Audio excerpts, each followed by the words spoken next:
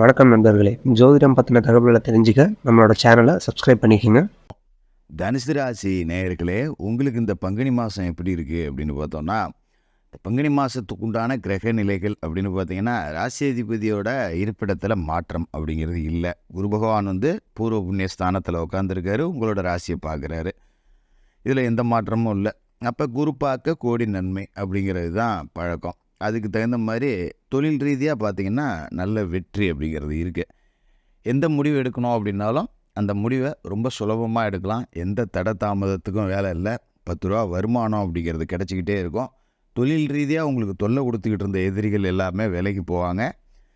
எப்போவுமே ஒரு அழியாத புகழ் அப்படிங்கிறது இருந்துக்கிட்டே இருக்கும். பெரிய ஒரு அஸ்திவாரத்தை நீங்கள் போட்டுருவீங்க. ஒரு சாம்ராஜ்யத்தை நான் உருவாக்கணும், ஒரு கடையை வச்சு அதை பெருசு பண்ணணும், அதுக்கு 4 கிளை நிறுவனம் தொடங்கணும், பின்னால் வரப்போகிற என்னோடய வாரிசுகளுக்கு பெரிய சொத்தாக என்னோடய தொழிலை தான் கொடுத்துட்டு போகணும். அதோட உத்தியோகம் பார்க்குற இடத்துலையும் சரி, மேல்மட்டத்தில் இருக்கிற அதிகாரிகள் நம்மளை அழைச்சி ஆச்சரியத்தோடு பாராட்டக்கூடிய அளவுக்கு ஒரு நல்ல வளர்ச்சி அப்படிங்கிறது கிடைக்கும். ஆஃபீஸில் எந்த ஒரு முக்கியமான விஷயம் அப்படின்னாலும் உங்ககிட்ட அதை மேல்மட்ட அதிகாரிகள் பகிர்ந்துவாங்க. இது மாதிரி ஒரு பிரச்சனை இருக்குப்பா, இதை என்ன பண்ணலாம், ஏது பண்ணலாம், ஏதாவது யோசிச்சு சொல்லேன் அப்படிங்கிற மாதிரி. அப்போ உங்களுக்கான முழு மரியாதை அப்படிங்கிறது கிடைக்குதுன்னு அர்த்தம். உங்கள் மேலே அதிகபட்ச நம்பிக்கை அப்படிங்கிறது வச்சுருக்காங்க அப்படின்னு தான் அர்த்தம். அதை சரியாக பயன்படுத்திக்கிட்டு நீங்கள் கொஞ்சம் சிரமம் பார்க்காம, சொந்த வேலைகளுக்காக அடிக்கடி விடுப்பெல்லாம் போடாமல் நல்ல வேலை செஞ்சீங்க அப்படின்னா ஒரு உச்சத்தை அடையக்கூடிய கிரக அமைப்பு அப்படிங்கிறது இந்த மாதத்தில் இருக்குது. ஒரு பெரிய பதவி உயர்வு கூட நீங்கள் எதிர்பார்க்கலாம். அதே நேரத்தில் பார்த்தீங்கன்னா, உங்களோட ராசிக்கு 3வது வீட்டில் சனி பகவான் இருக்கார். அவரோட மாதம் தொடங்கி மொதல் நாள்லேயே போய் செவ்வாய் சேர்றாரு. இந்த பகை கிரக கூட்டணி அப்படிங்கிறது இருக்குது. ராசிக்கு 5க்கும் 12க்கும் அதிபதியான செவ்வாய் இப்போ சனியோட சேர்றாரு. அதாவது விரையாதிபதி தனாதிபதியோட சேர போகிறாரு. அப்போ விரயம் ஒரு பக்கம் அதிகமாகிட்டு இருக்கும். அதே நேரத்தில் அதுக்குண்டான காசு அப்படிங்கிறது வந்துகிட்டு இருக்கும். 10 ரூபா திடீர் செலவு அப்படிங்கிறது வந்தாலும் அதை செலவு பண்ணி சமாளிக்கக்கூடிய அளவுக்கு வருமானம் அப்படிங்கிறதும் வந்துடும். கொஞ்சம் மற்றவர்களை நம்பி முழுசாக எதுலேயும் இறங்கக்கூடாது. நமக்கு ஒரு விஷயம் தெரியும் அப்படின்னா தான் அதை செய்யணும். இல்லை நான் இன்னொருத்தன் பார்த்துக்கிறேன்னு சொன்னான், போனேன்னு சொன்னான், அப்படிலாம் இறங்கக்கூடாது. உதாரணமாக இப்போ ஒரு தொழில் தொடங்குறேன் அப்படின்னா உங்களுக்கு தெரிஞ்ச தொழிலை மட்டும் தொடங்குங்க. ஆள் போட்டு பார்த்துக்கலாம், நம்ம அப்படியே மெயின்டைன் பண்ணிக்கிட்டு இருக்கலாம் அப்படின்னா ஆட்கள் சரியாக அமையாமல் அது பிரச்சனைகளை கொடுக்கும். சில இழப்புகள் விரயங்களையும் சந்திக்கிற மாதிரி இருக்கும். அதனால் கூடுமான வரைக்கும் மற்றவர்களை நம்பி எந்த வேலையுமே செய்யாதீங்க. அதுமாரி மனக்குழப்பம் அப்படிங்கிறது இருக்கும். ஒரு வெளியூருக்கு போகலாமா, இல்லை ட்ரான்ஸ்ஃபர் ஒன்று வாங்கிட்டு போகலாமா, இல்லை இங்கேயே ஓட்டிடலாமா அப்படின்னு. ஏன்னா இப்போ அலுவலகத்திலே பார்த்தீங்கன்னா ஒரு ட்ரான்ஸ்ஃபர் போடுறேன், அங்கே போனால் இவ்வளோ சம்பளம் கூட தரேன் அப்படிங்கிற மாதிரிலாம் சொல்லுவாங்க. நம்ம வருமானத்துக்கும் ஆசைப்பட்டுட்டு போகணுன்னு மனசு சொல்லும். இங்கே எங்கடா பிள்ளைங்கள்லாம் படிச்சுக்கிட்டு பள்ளிக்கூடலாம் மாற்றிக்கிட்டு தெரியறதா அப்படிங்கிற மாதிரி மனசும் சொல்லும். அப்போ ஒன்று கிடக்க ஒன்று குழப்புற மாதிரியான ஒரு சூழல் இந்த பகை கிரக கூட்டணி அப்படிங்கிறது கொஞ்சம் கொடுக்கும். அதனால் கொஞ்சம் சனி பகவான் வழிபாடு அப்படிங்கிறது செஞ்சுக்கிறது இந்த காலகட்டத்தை பொறுத்த வரைக்கும் நல்லது. சில பேருக்கு தொலைதூரத்துக்கு மாறுதல் கிடைக்கும்.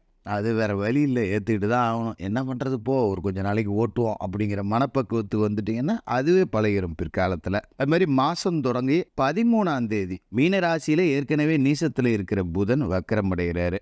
ஏற்கனவே நீசம், 13க்கு பிறகு வக்கரம்.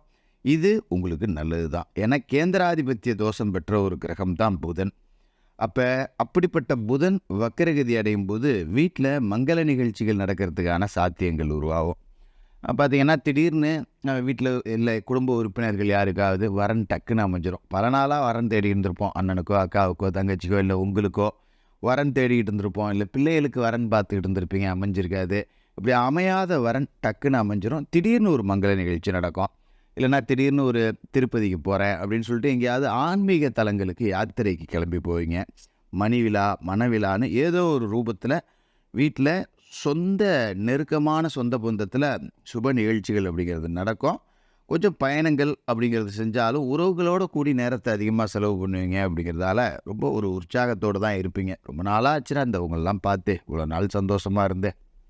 அந்த காலகட்டத்தில் நாங்கள்லாம் சின்ன பிள்ளையில் அவ்வளோவுக்கு ஒன்று கூடி விளாடுவோம். இப்போலாம் அவங்கவுங்க குடும்பம் புள்ள ஊட்டி வேலைன்னு ஆளுக்கு ஒரு ஊருக்கு போய்ட்டு இப்போ தான் எல்லாம் ஒன்று சேர்ந்தோம் அப்படிங்கிற மாதிரி இந்த பிரிஞ்சிருந்த சொந்தம்லாம் கூடி ஒரு 2 நாள் சந்தோஷமாக இருக்கக்கூடிய அமைப்பு அப்படிங்கிறது இந்த 13ஆம் தேதிக்கு பிறகு கிடைக்கும்.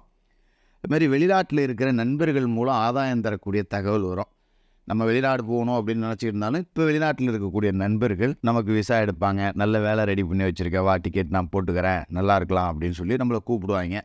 இந்த மாதிரியான வாய்ப்புகள் வரும்போது அதை பயன்படுத்திக்கிறது அப்படிங்கிறது நல்லது. அதேமாரி பங்குனி 19ஆம் தேதி சுக்கிர பகவான் மீனராசிக்கு போகிறாரு. அங்கே போய் அவர் உச்சமடைகிறாரு. ஏற்கனவே அங்கே புதன் இருக்கார் அப்படிங்கிறதால புத சுக்கிர யோகம் அப்படிங்கிறது உருவாக போகுது. 6க்கும் 11க்கும் அதிபதியான சுக்கிரன் உச்சமடைகிறாரு அப்படிங்கும்போது எதிர்பார்த்த பதவி உயர்வுகள் கிடைக்கும். ஏன்னா 11க்கு அதிபதி உச்சம் அப்படிங்கிறப்ப லாபஸ்தானம் வலுவடையுது. காசு பணத்துக்கு பஞ்சம் இல்லை. விஐபிக்களுடைய வாடிக்கையாளராக நீங்கள் மாறுவீங்க. உங்களுக்கு வாடிக்கையாளராக விவிஐபிக்கள் எல்லாமே வருவாங்க. அது மாதிரி கடனெல்லாம் அடைச்சி போடலாம். 6க்கு அதிபதி உச்சமடைகிறப்ப பகை தீரும், கடன் எல்லாமே அடையும். நண்பர்கள் நல்ல ஆரோக்கியமான ஒரு நட்பை உங்களுக்கு கொடுப்பாங்க. நல்ல உதவிகள் அப்படிங்கிறதையும் செய்வாங்க. பொது வாழ்க்கையில் இருக்கிறவங்களுக்கு புது பொறுப்புகள் கிடைக்கும். மனசில் ஒரு தைரியம் இருக்கும். சரி விடு, நம்ம கட்சியில் நம்ம பெரிய இடத்துக்கு போக போகிறோம், நமக்கு சீட்டு கிடைச்சாலும் கிடைக்கும், இல்லை கான்ட்ராக்ட் கமிஷன்னு அரசியல் ரீதியாக ஒரு வருமானம் பார்க்கக்கூடிய அமைப்பு அப்படிங்கிறதும் இருக்குது அப்படின்னு ஒரு தெம்பாக இருப்பீங்க. கலைஞர்களுக்கு நண்பர்கள் மூலம் புது வாய்ப்புகள் கிடைக்கும். ரொம்ப நாளாக வாய்ப்பு கிடைக்கல, என்னை விட சினிமாத்துறைக்கோ இல்லை கலைத்துறைக்கோ பின்னாடி வந்தவன்லாம் பெரிய ஆள் ஆகிட்டான், அவனை விட திறமசாலி, என்கிட்ட வாய்ப்பு கேட்டுக்கிட்டு சுற்றிக்கிட்டு இருந்தவங்களாம் இன்றைக்கி பெரிய ஆள் ஆகிட்டான், கிடைச்சது எனக்கு வாய்ப்பு கிடைக்கலையேன்னு புலம்பிக்கிட்டு இருந்தவங்களுக்கு இப்போ நல்ல வாய்ப்பு கிடைக்கும். உங்களுடைய திறமையை நிரூபிக்கிறதுக்கு சந்தர்ப்பத்தை கிரகங்கள் கொடுத்துரும். அதை பயன்படுத்திக்க வேண்டியது உங்களோட கையில் அப்படிங்கிறது இருக்குது. விவசாயத்தை பொறுத்த வரைக்கும் செவ்வாய் பகை வீட்டில் இருக்கார் அப்படிங்கிறதால கூடுமான வரைக்கும் புது முயற்சி எடுக்க வேண்டியதில்லை. இது தனுசு ராசிக்காரர்களுக்கு மட்டும் இல்லை, 12 ராசிக்காரர்களுக்குமே பொருந்தும்.